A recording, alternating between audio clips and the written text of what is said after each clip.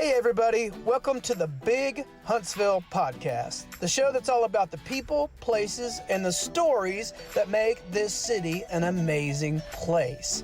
I'm your host, Carl Thomas, your favorite realtor, singer-songwriter, and all-around Huntsville cheerleader. Each week, we'll be shining a light on the community heroes who make this city tick, having some fun along the way, and sharing a few real estate tips when you least expect it. So whether you've lived in Huntsville your whole life or you're just thinking about calling Huntsville your new home, you're in the right place. Let's get started. Welcome back to the Big Huntsville Podcast. Thank you so much for being with us again. We always shine a light on people doing big things in our city. We love this city, and we're so proud to be here and to be able to shed a light on those people. And one of those people we have today is actually doing something in an organization that I know that you have heard of. He is with the Downtown Rescue Mission. His name is Kemsley Wilton, and Kemsley is the Middle Gifts Officer. That's his title. Middle Gifts Officer at the Huntsville Downtown Rescue Mission. His passion for community impact and service shines through his role, helping build meaningful relationships with donors and supporters to make life-changing impacts.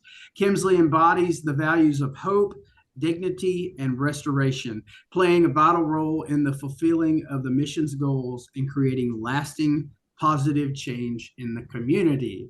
Thank you for being with us, man. I really appreciate you being on the show. Awesome. Thank you very much for having me. Did I get your first name right? Kemsley? You did great. All right, good. All right. I'm not really sure I've ever met a Kemsley. You're probably the first one. But when I imagine a Kemsley in my head, you look just like I expected. Yes, you are a Kemsley, man. You can't be a Carl. You're a Kemsley. Thanks for being here, man. Tell me a little bit about what you do, like what your role is at the organization.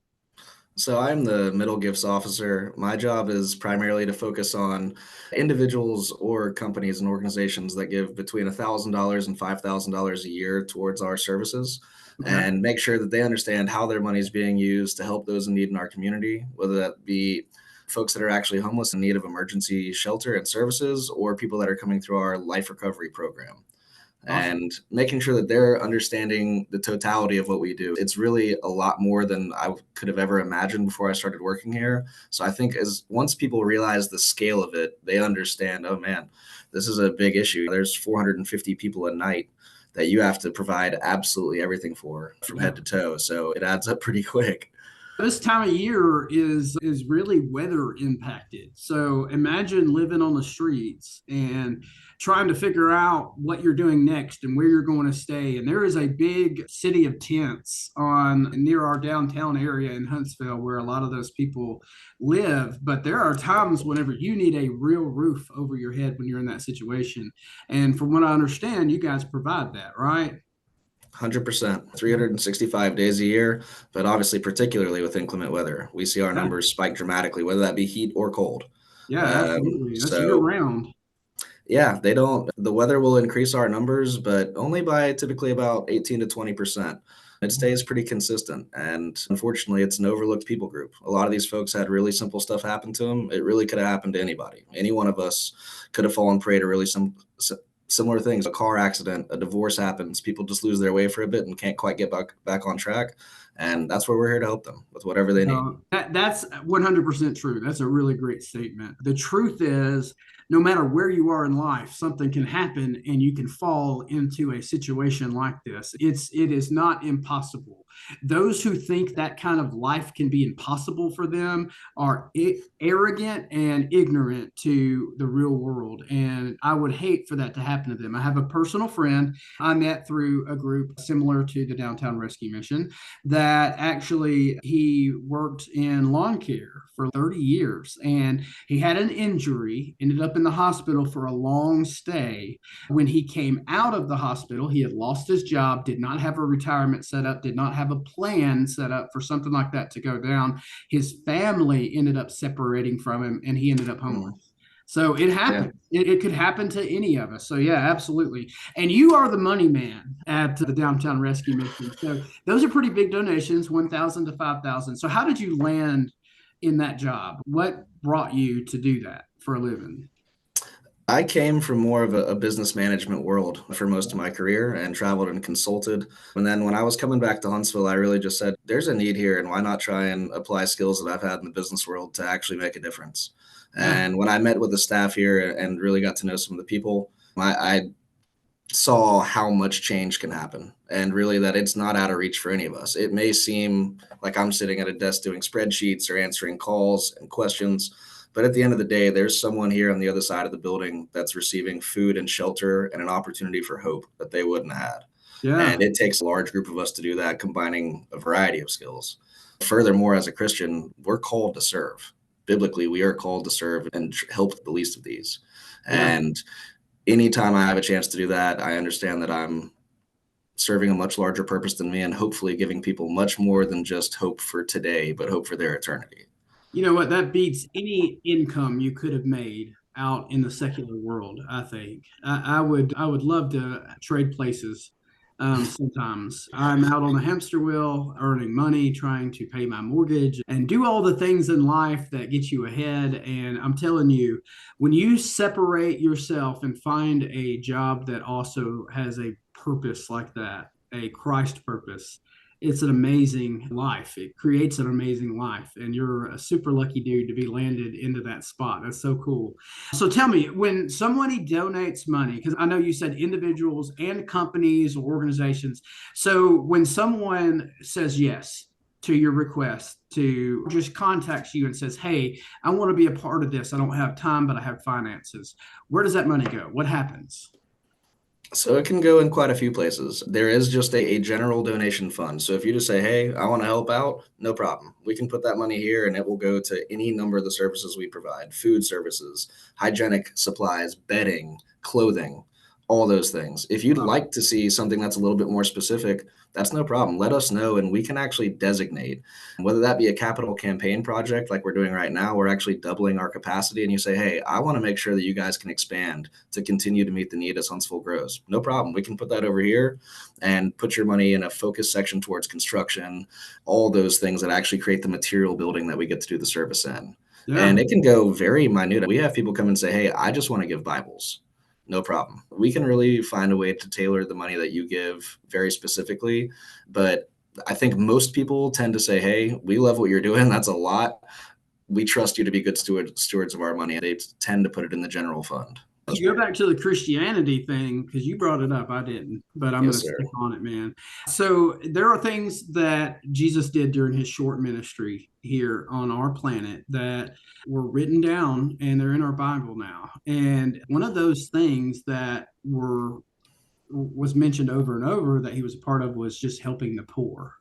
That's a biblical thing that we are supposed to be doing in life, is helping the poor. You guys are making a stride in our city to make sure that those people are not forgotten. So let me ask you this: how important is it that, because it must be important if there's a man sitting in front of me on this podcast that has a job full time making sure that these donations come in or making sure that they're handled correctly. So how important is like the community involvement, us doing that? So if that stopped immediately, would things just fall to the wayside? How important is this to be a part of this? Unbelievably important. We say and we mean it. We can't do what we do without you. And part of that does go back to the fact that we stand on Christian values, and therefore we're not able to get access to federal funding or anything of that nature because we do stand on biblical principles and we teach Jesus here. And that does make it very limited from traditional financing perspective. So without the community helping us, there would be no way that we'd be able to help maybe 90% of the folks that we do on a daily basis. Yeah. We do have thrift stores that create some revenue and things like that, but there's no way we'd be able to actually truly provide the services that we do. So Shout unbelievable. out to the Meridian Thrift, the Downtown Rescue Meridianville Thrift. I'm a reseller. I like to buy things and resell them for a profit. And I will go in that place at least once or twice a week, and I always find something good. So shout out to that place for having good stuff. Shout out to the people who are dropping off donations at these places to help this ministry. Which, by the way, it is the Downtown Rescue Mission. And you hear the word mission in all sorts of cities. And I'm sure that's become just a non thought for most of us that it is a mission. But your mission is to help these people and do it from a Christ standpoint, from a Jesus standpoint, where you're filling into them not only physical needs, but spiritual needs, which is super cool. So I have written down, because I wasn't able to remember things, I'm terrible at memory, but the core values of the Downtown Rescue Mission, and they are hope, dignity, and restoration, which is super cool because you see somebody homeless on the street, and a lot of us have an immediate negative thought. We think, okay, they are there, they want to be there. I see your sign on Governors. I see that you're asking me for something, but I'm going to keep my window rolled up and I'm going to stare at the red light until it turns green because I don't want to be a part of you continuing to live this lifestyle that's got you in a situation where you're asking for money. That's the judgmental part of us here in Huntsville. We think those things. But what we don't realize is that a lot of these people are in the middle of a restoration project. They're in the middle of becoming someone who is not in this situation. And there's organizations like yours who are here to help them take a step in that direction, to fill those physical needs while they're putting their lives back together and things like that. Okay, let me get back to the main purpose of why we're talking. So, how do you connect the donors, the people who give? How do you connect them with the impact that their generosity is making? What do you follow up? Do you keep them posted on what they're able to be a part of when they make those contributions? Absolutely. The best, most impactful way that we can, if someone has the time, is for them to come here and take a tour of the full facility, which Wow. takes about 45 minutes to an hour. But then you get to see everything from the medical services we provide to the dormitories, the 1,000+ meals a day that are served, on top of the food bags that are going out to people that aren't quite in a bad enough situation to need to be here, but they still need some help. Wow. So that's the I Had No Idea tour, and anyone is welcome to come on it. But especially when people have donated consistently, we say, hey, come really, we want to show you behind closed doors and show you what all your money is going to help. Absolutely. And Um, it's a huge campus, by the way. I remember when it was closer to like the low mill side. And yeah, I mean, it was big, but it wasn't anything like what you guys are in now. So let's help everyone figure out where you guys are located because you actually are not in eyesight from the main roads. If you're on University Drive and you're at the corner of Sparkman and University, your campus is actually pretty close to that location.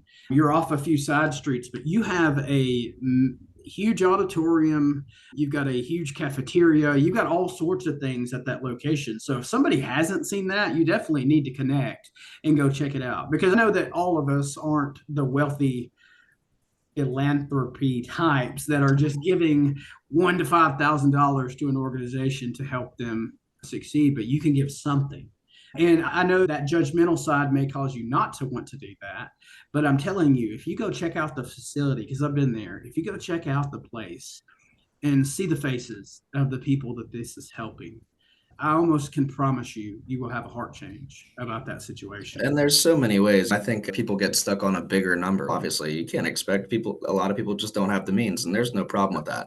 But there's time, there's things that maybe a lot of us would throw away into the trash that can come here, that can be resold or repurposed to people. That means the world to them. And on the judgmental side, if I may, the one of the most proving times for me that I had to get through was when we have our own podcast, Stories of Hope, and you listen to these stories and you put yourself in this person's shoes, and you're a 12-year-old kid who's grown up and your parents are both meth cooks, and all they've told you in life that's normal is to get high on meth, and that's the way you're going to be accepted, and that's the way you're supposed to live. What are we actually expecting that from that person to do in Wow. society when that's the opportunities they've been given? We're here to help those people. Is one in particular who we've done a podcast with. He didn't know. He had no idea until he was 28 years old. That wasn't what he was supposed to do. And I sat there as someone he works on our security staff. And at times I'd have moments like, oh man, he's a little off. And then I'm like, oh no, he just didn't have a chance. And as soon as he was shown a chance, look at what he's done with his life. Wow. That's incredible. That is incredible. Okay, so I'm sensing that this job has been a life change for you. How has Kinsley the man changed since you've been here? How has your personal mission evolved since joining the organization? Tell me what this has impacted you. First of all, gratitude. I was raised in a secure home where I was loved and given support. And man, who am I to not feel grateful every day for the opportunity to have my health and have had a support structure my whole life? Secondarily, the looking at things functionally from what if the Downtown Rescue Mission wasn't here? What would Huntsville look like? I was raised in the city.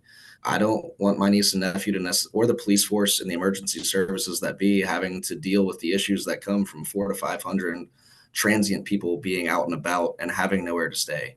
As any taxpayers, we shouldn't want that to happen. As humans, first of all, we shouldn't want that to happen. But logically and functionally, for people who live and operate in Huntsville, we should know that, man, without this place, there would be a lot more little pains and stresses on the civil services that be Yeah. and the general feel of our city, which is a beautiful, clean, awesome place. But as we get bigger and start becoming a real city, so I've lived in Denver and LA and major areas a lot of my life. And as we get into that real city territory, we need to be prepared that unfortunately, with that number increasing, there is a correlative number of people that are going to need help. Yeah. And we want to make sure that we're keeping up with that. And when I look in my daily life, I understand and see the value and how generous people are to give us the opportunity to provide that help. And man, Yeah. it's such a blessing. And it's absolutely amazing that restoration is the main goal. Imagine if these people were out and about, didn't have somewhere like this to stay, and didn't have the hope that you provide them. Because hope is what drives us away from terrible things a lot of times. Hope is what will drive somebody from being a drug addict into sobriety. Hope is what makes somebody want to get up in the morning and live this life. This life is hard. It's hard for us in the normal situation of life of having a job and a house and kids and all those things. But imagine how hard it is for somebody who doesn't have any of those things lined up in their life that give them security. These are people that don't have that. And there is a place in Huntsville that's providing hope to those people and giving them a sense of security for this time in life and helping them to find restoration. That's a pretty amazing thing. So let's get to what the public, what the folks that are listening can do to help your organization to get involved. So, what advice would you give to others who want to make a difference in their community like this, but don't know where to start? Where would you tell them to start? True. First of all, feel free to come and ask us anytime. Feel free to visit our website and look at the stories that have been changed and how you can contribute and be a part of that. The information's all there at downtownrescuemission.org for those of you who Okay. don't have a lot of time. For those of you that do have time, come see us. We're always wanting to answer your questions and give you more ideas. Yeah, and Um, opportunities. You're willing to give somebody like me an opportunity because I've actually been able to do that. I've come by and used my skills in order to help your organization. It makes me feel good in my heart that I was able to spend that time. I talk about it still. That was a year ago. I'm still talking about it.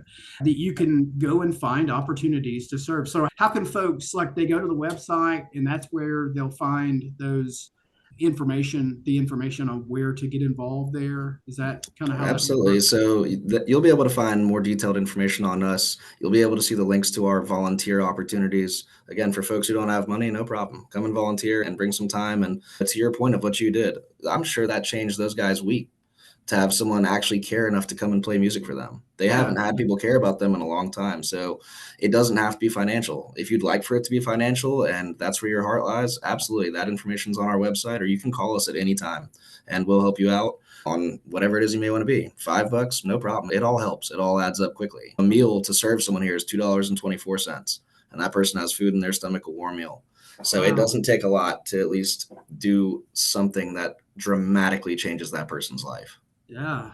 So if somebody is listening to this, and because you're absolutely made for what you're doing, because you're selling the need, really, you're showing us why this is a need. And so if somebody says, okay, I want to donate and I want to get in touch with this guy on the screen with me, how would they do that? How would they reach out to you? How do they donate? How does that work? So if you go onto our website, you will see a donate button there at the top right, and that will take you onto the online portal where you can choose your options and you can even designate if you'd like to do specifically. If you want to talk to me in person, that is very welcome. You can call our primary number at 256-536-2441 and ask for Kemsley Wilton.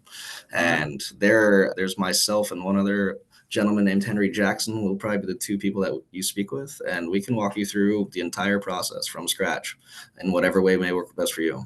All right, that's your opportunity to meet the money man.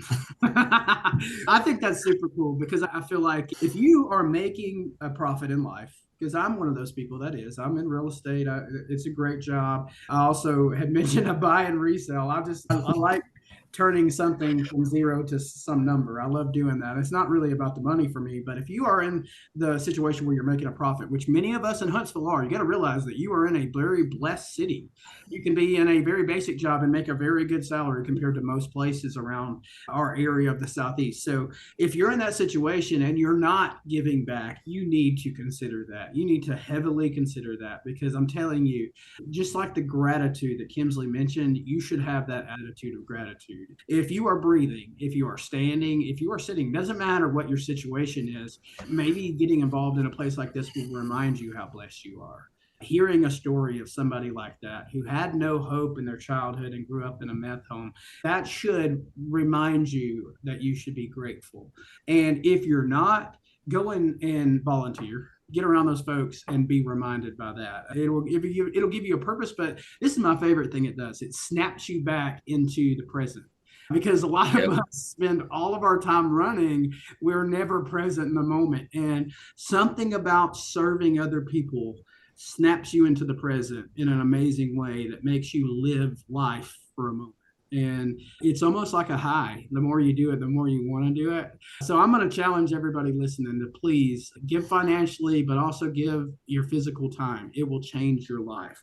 Okay, so as far as volunteering opportunities, I always like to promote something at the end of the show. I always like to promote something that will help. And I believe that making sure that people know you exist and that there is somebody they can go to and they can say, hey, I've been thinking about a donation. Let's talk through this. Tell me how this works. I think that's a great thing to promote, but what else can I promote here at the end of the show? I know I've got a note of the Downtown Rescue Mission's initiatives, including volunteer opportunities and ways to contribute. How can we wrap this up to gear people towards what to do next? Because I do feel like we're going to want to do something next after this. I'll tell everybody, and I know it seems like a lot of time, but if you can find 45 minutes to come down here and see what we do and look at some of the faces that are changed by what we do on a daily basis, it will change your life. Even if you don't give anything or volunteer at all, it will change the way you're looking at your day. So if you want to come do a tour here, I cannot suggest that enough. Yeah, that's amazing. So the day that I went out a couple times, but one of the days I spent time only with the guys who were going through the drug and alcohol rehabilitation program. And the word of the day was love. I just felt it from the moment I pulled in the gate. It was love from the guy at the gate. It was love from the people getting in the building. It was love from everybody in the building. And you want to talk about an attitude of gratitude. That whole group had that. That was a time I will never forget. And I hope I get called again to do it again. Hey, put a word in for me. I want to. I was about to say I might be able to set something up there.